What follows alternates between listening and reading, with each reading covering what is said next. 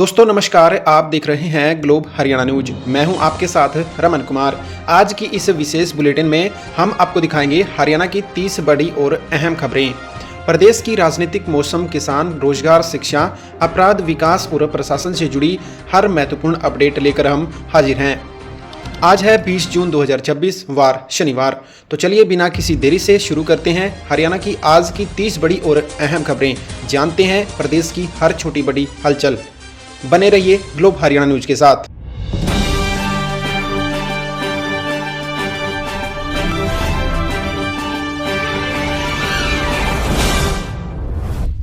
मौसम विभाग की चेतावनी। हरियाणा में अगले 2 से 3 दिन तक भीषण गर्मी का प्रकोप जारी रहने की संभावना है। कई जिलों में तापमान 40 से 42 डिग्री सेल्सियस के आसपास रह सकता है।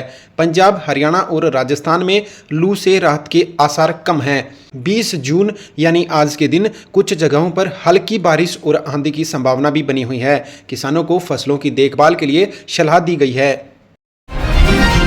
गुरुग्राम में सीलिंग ड्राइव। डीएलएफ क्षेत्र में अवैध निर्माण पर बुलडोजन कार्रवाई तेज। होटल, अस्पताल और पीजी को सील किया गया। लगभग 40 परिवार बेघर होने की स्थिति में पहुंच गए। प्रशासन ने अवैध कमर्शियल यूनिट्स पर सख्ती बढ़ाई। वायु प्रदूषण नियंत्रण के लिए भी कार्रवाई चल रही है। यमुना प्रदूषण नियंत्रण।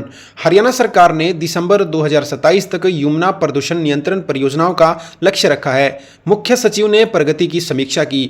कई जिलों में सीवेज ट्रीटमेंट प्लांट्स का काम तेज। पर्यावरण कार्यकर्ताओं ने स्वागत किया। सिरसा पहुंचे मुख्यमंत्री नायब सिंह सैनी। अधिकारियों को दिए सख्त निर्देश। मुख्यमंत्री नायब सिंह सैनी सिरसा में जिला लोक संपर्क एवं कष्ट निवारण समिति की बैठक में पहुंचे। बैठक में जिला प्रशासन के वरिष्ठ अधिकारी, जनप्रतिनिधि और समिति के पदाधिकारी मौजूद रहे। इस दौरान सिरसा जिला परिषद के चेयरमैन करण चौटाला, पूर्व सांसद सुनीता भुक्कल सहित प्रमुख नेता और पदाधिकारी भी मौजूद रहे। मुख्यमंत्री ने जिले के विकास और जन समस्याओं को लेकर विस्तार से चर्चा की। बैठक में मुख्यमंत्री ने शहर की सफाई व्यवस्था को लेकर अधिकारियों को सीधे साफ निर्देश दिए। उन्होंने कहा कि बरसात के मौसम से पहले ही आवश्यक तैयारियां पूरी कर ली जाएं। नायब सिंह सैनी ने अधिकारियों को निर्देश दिए कि शहर में जल भराव की समस्या ना हो, बारिश का पानी कहीं भी लंबे समय तक ना रुके। इसके लिए नालों की सफाई और जल निकासी व्यवस्था को दुरुस्त करने के आदेश दिए गए। मुख्यमंत्री नायब सिंह सैनी ने कहा कि आम जनता को किसी भी प्रकार की परेशानी नहीं होनी चाहिए। सभी विभाग आपसी मेलजोल के साथ कार्य करें। प्रशासन को समय रहते सभी व्यवस्थाएं सुनिश्चित करने के निर्देश दिए। हांसी में चल रहे चयनित धरने को लेकर संयुक्त किसान मोर्चा की बड़ी चेतावनी। हांसी के चयनित गांवों में चल रहे धरने की लेकर संयुक्त किसान मोर्चा ने सरकार को कड़ी चेतावनी दी है। मोर्चे के नेताओं ने गांव में आयोजित बैठक में फैसला लिया कि 22 जून को हांसी की जाट धर्मशाला में एक बड़ी पंचायत बुलाई जाएगी। संयुक्त किसान मोर्चा के नेताओं का कहना है कि धरने पर बैठे बुजुर्ग आमरण अनशनकारियों की हालत लगातार बिगड़ रही है, लेकिन सरकार उनकी पानी की मांग पर बिल्कुल ध्यान नहीं दे रही। किसान नेताओं ने आरोप लगाया है कि सरकार बुजुर्गों की जान के साथ खिलवाड़ कर रही है। उन्होंने कहा कि 22 जून की पंचायत में आंदोलन को लेकर बड़ा और निर्णायक फैसला लिया जा सकता है। इस पंचायत में प्रदेश भर में किसानों और खाप प्रतिनिधियों के पहुंचने की संभावना भी जताई गई है। भिवानी में फसल मुआवजे के नाम पर 10,000 रुपये रिश्वत लेते पटवारी को गिरफ्तार किया। एसीबी की बड़ी कार्रवाई। किसानों में राहत, भ्रष्टाचार पर सख्ती। भिवानी जिले के गांव गुजरानी में तैनात पटवारी हर्ष छाबड़ा को हरियाणा भ्रष्टाचार निरोधक ब्यूरो एसीबी की टीम ने फसल मुआवजे की फाइल पास करने के मामले में 10,000 रुपये लेते रंगे हाथों गिरफ्तार किया। शिकायतकर्ता किसान मंजीत ने बताया कि 2022 की फसल स्थिति के लगभग 35,000 रुपये मुआवजे की राशि उनके पिता के खाते में आ चुकी थी, लेकिन पटवारी ने इसे अपडेट करने और 2025 के मुआवजे को स्वीकृत करने के लिए 15,000 रुपए की मांग की थी। एसीबी टीम ने जाल बिछाकर पटवारी को 10,000 रुपए लेने के मामले में गिरफ्तार किया। आईएएस अधिकारी पर सीबीआई की बड़ी कार्रवाई। हरियाणा आईएएस अधिकारी पर दुबई अकाउंट में 2.5 करोड़ रुपए भेजने और जमीन घोटाले के आरोप लगे। सीबीआई जांच में फंसे। हरियाणा के 2012 बैच के आईएएस अधिकारी राम कुमार उर्फ आरके सिंह पर सीबीआई की बड़ी कार्रवाई की गई। पंचकुला नगर निगम में हुए 79 करोड़ रुपए के फंड गबन मामले में उनको गिरफ्तार किया गया। सीबीआई जांच में उनके बेटे के दुबई स्थित बैंक अकाउंट में करीब 2.5 करोड़ रुपए ट्रांसफर करने के सुराग मिले हैं। सीबीआई के अनुसार आरके सिंह ने पंचकुला नगर निगम कमिश्नर रहते हुए फर्जी कंपनियों के माध्यम से सरकारी फंड डाइवर्ट किए। घोटाले के पैसे का हिस्सा दुबई भेजा गया, जिसकी जांच अब विदेशी एजेंसियों के साथ समन्वय में चल रही है। साथ ही हरियाणा में जमीन घोटाले और बेनामी संपत्तियों से जुड़े आरोप भी उन पर लग रहे हैं। हरियाणा में डी ग्रुप की भर्ती का नोटिफिकेशन जारी। हरियाणा कर्मचारी चयन आयोग यानी HSSC ने ग्रुप डी पदों की भर्ती के लिए CET का नोटिफिकेशन जारी किया। आवेदन 19 जून 2026 से शुरू हो गए हैं और 3 जुलाई तक आवेदन ऑनलाइन किए जाएंगे। आरक्षित वर्ग के उम्मीदवारों के लिए प्रमाण पत्र संबंधी शर्तें स्पष्ट की गई हैं। परीक्षा पैटर्न में बदलाव के साथ लिखित परीक्षा का आयोजन होगा। युवाओं में रोजगार को लेकर उत्साह बढ़ा है। 8 जिला अस्पतालों में मेमोग्राफी मशीन लगाई जाएंगी। महिलाओं के स्वास्थ्य को ध्यान में रखते हुए स्वास्थ्य नारी शक्ति परिवार क्लिनिक के तहत 8 जिलों में मेमोग्राफी मशीनें लगाई जाएंगी। यह पहल ब्रेस्ट कैंसर की शुरुआती जांच में मदद करेगी। स्वास्थ्य मंत्री ने इसकी घोषणा की। ग्रामीण क्षेत्रों की महिलाओं को सबसे ज्यादा विशेष लाभ मिलेगा। घरेलू सेवाओं के लिए राइट टू सर्विस एक्ट में 33 सेवाएं शामिल हुई। गृह विभाग की 33 सेवाएं अब तय समय में मिलेंगी। राइट टू सर्विस एक्ट के तहत यह बड़ा कदम उठाया गया। नागरिकों को ऑनलाइन सुविधा बढ़ेगी। देरी पर जुर्माना लगेगा, CMO ने निर्देश जारी किए। मुख्यमंत्री नायब सिंह सैनी ने सिरसा में योग शिविर में हिस्सा लिया और योग को विश्व स्तर पर एकजुटता करने वाला बताया। उन्होंने गुरु अर्जुन देव जी की शहीदी दिवस पर श्रद्धांजलि भी अर्पित की। कार्यक्रम में स्वास्थ्य और एकता पर जोर दिया गया। हजारों लोगों ने योगासन किए। राज्य सरकार योग को बढ़ावा देने के लिए योजनाएं चला रही है। महिला सरपंचों को सशक्त बनाने की योजनाएं। महिला सरपंचों को मजबूत नेतृत्व प्रदान करने के लिए सरकार ने नई योजनाओं की शुरुआत की। इसके तहत महिला जनप्रतिनिधियों को प्रशासनिक कार्यों, पंचायत प्रबंधन और विकास योजनाओं की जानकारी देने के लिए विशेष प्रशिक्षण कार्यक्रम चलाए जाएंगे। सरकार द्वारा तकनीकी और वित्तीय सहायता भी उपलब्ध करवाई जाएगी ताकि वे अपने क्षेत्र में बेहतर काम करा सकें। इस पहल का उद्देश्य पंचायतों में महिलाओं की भागीदारी और निर्णय लेने की क्षमता को बढ़ाना है। सरकार का मानना है कि सशक्त महिला नेतृत्व से ग्रामीण विकास को नई गति मिलेगी और पंचायत व्यवस्था अधिक प्रभावी बनेगी। तालाबों पर अतिक्रमण हटाने के सख्त निर्देश। सरकार ने सभी डिप्टी कमिश्नरों को तालाब संरक्षण के लिए कार्रवाई करने को कहा। जल संरक्षण और पर्यावरण संतुलन बनाए रखना लक्ष्य है। अवैध कब्जे हटाने की प्रक्रिया तेज होगी। यह अभियान मॉनसून से पहले महत्वपूर्ण है। तालाबों से अतिक्रमण हटाने का कार्य 22 जुलाई से पहले कर दिया जाएगा। मॉनसून को देखते हुए हरियाणा के सभी जिलों में आपदा प्रबंधन की तैयारियों की समीक्षा की जा रही है। जिला प्रशासन द्वारा बाढ़ और सूखे जैसे संभावित परिस्थितियों से निपटने के लिए विस्तृत कार्य योजना तैयार की गई है। राहत एवं बचाव कार्यों के लिए आवश्यक सामग्री और संसाधनों का पहले से ही इंतजाम किया जाएगा। बिजली आपूर्ति और सोलर प्रोजेक्ट पर सरकार का फोकस। ग्रामीण क्षेत्रों में बिजली कटौती कम करने और निर्बाध बिजली आपूर्ति सुनिश्चित करने के लिए सरकार कई महत्वपूर्ण कदम उठा रही है। इसके तहत विभिन्न जिलों में नए सोलर प्लांट स्थापित किए जाएंगे, जिससे स्वच्छ और सस्ती ऊर्जा का उत्पादन बढ़ेगा। ऊर्जा क्षेत्रों में सुधार के लिए आधुनिक तकनीकियों को अपनाने पर भी जोर दिया जाएगा। इन योजनाओं से किसानों को सिंचाई के लिए बेहतर बिजली उपलब्ध होगी और उनकी लागत कम होगी। सरकार हरित ऊर्जा को बढ़ावा देकर पर्यावरण संरक्षण और ऊर्जा आत्मनिर्भरता के लक्ष्य को बढ़ा रही है। स्वास्थ्य बीमा योजना का दायरा बढ़ाया जाएगा। सरकार ने आयुष्मान भारत योजना का दायरा बढ़ाते हुए अधिक परिवारों को इसमें शामिल करने की प्रक्रिया तेज कर दी है। योजना के तहत पात्र लाभार्थियों को सरकारी और सूचीबद्ध निजी अस्पतालों में मुफ्त इलाज की सुविधा उपलब्ध कराई जाएगी। इससे आर्थिक रूप से कमजोर परिवारों को महंगे उपचार के खर्च में राहत मिलेगी। स्वास्थ्य विभाग पात्र लोगों के पंजीकरण और जागरूकता के लिए लगातार अभियान चला रहा है। विभिन्न क्षेत्रों में स्वास्थ्य शिविर लगाकर लोगों को योजना का लाभ लेने के लिए प्रेरित किया जा रहा है। 22 जून को होगी हरियाणा कैबिनेट की अहम बैठक। हरियाणा सरकार ने 22 जून को कैबिनेट बैठक बुलाई है, जिसकी अध्यक्षता खुद मुख्यमंत्री नायब सिंह सैनी करेंगे।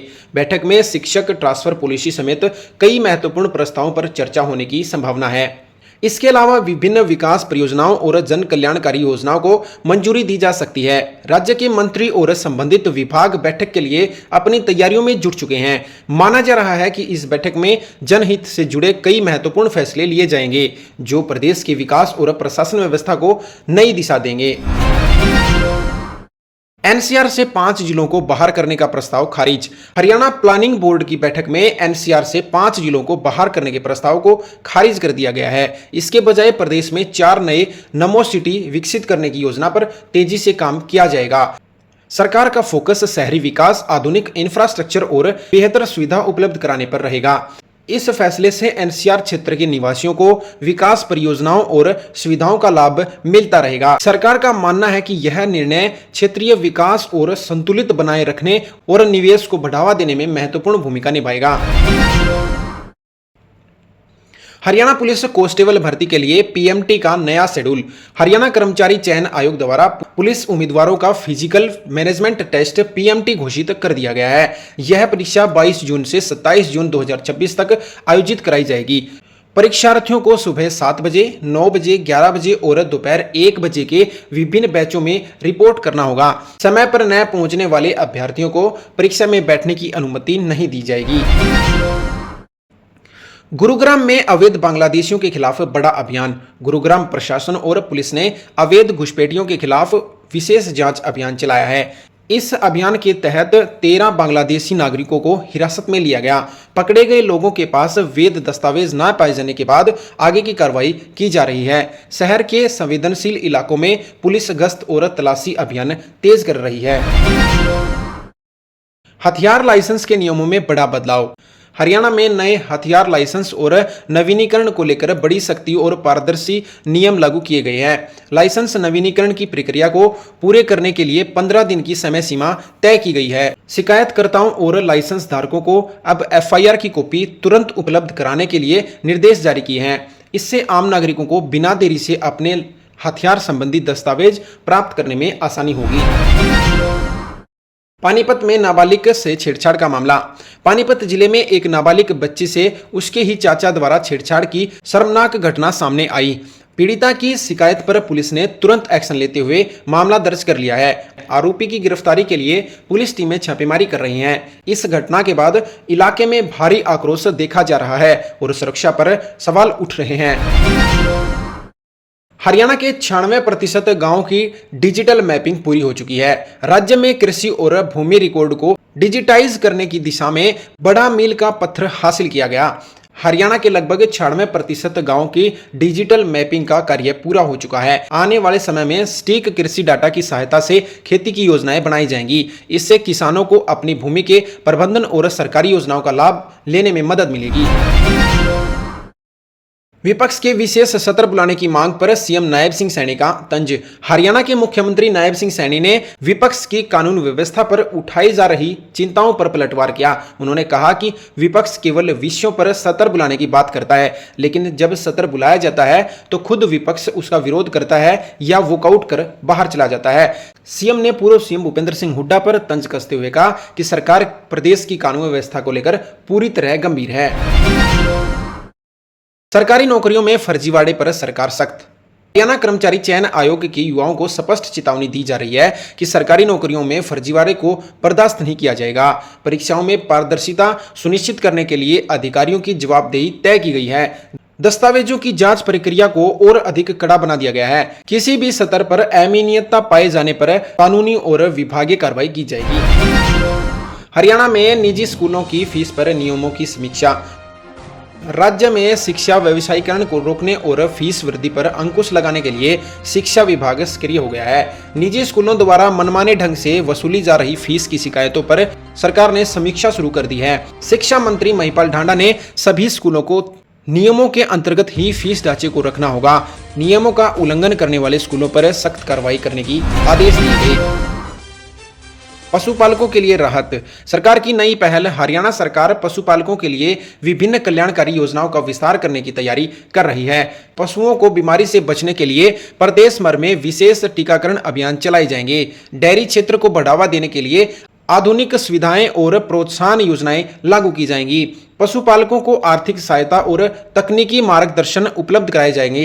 सरकार का लक्ष्य पशुपालकों को अधिक लाभकारी बनाकर ग्रामीण परिवारों की आय में वृद्धि करना और ग्रामीण अर्थव्यवस्था को मजबूत करना है। स्वास्थ्य केंद्रों का विस्तार, ग्रामीण क्षेत्रों को मिलेगा लाभ। हरियाणा सरकार ग्रामीण क्षेत्रों में स्वास्थ्य सुविधाओं को मजबूत करने के लिए नए स्वास्थ्य केंद्र स्थापित करने की योजनाओं पर काम कर रही है। इसके तहत दूर दराज के गांवों में भी बेहतर चिकित्सा सुविधाएं उपलब्ध कराने पर जोर दिया जाएगा। स्वास्थ्य केंद्रों में डॉक्टरों और चिकित्सा कर्मचारियों की नियुक्ति भी की जाएगी ताकि मरीजों को समय पर इलाज मिल सके। आधुनिक उपकरणों और आवश्यक दस्तावेजों की उपलब्धता भी सुनिश्चित की जाएगी। सरकार का उद्देश्य स्वास्थ्य सेवाओं में सुधार कर लोगों को अपने क्षेत्र में गुणवत्तापूर्ण उपचार उपलब्ध कराना है।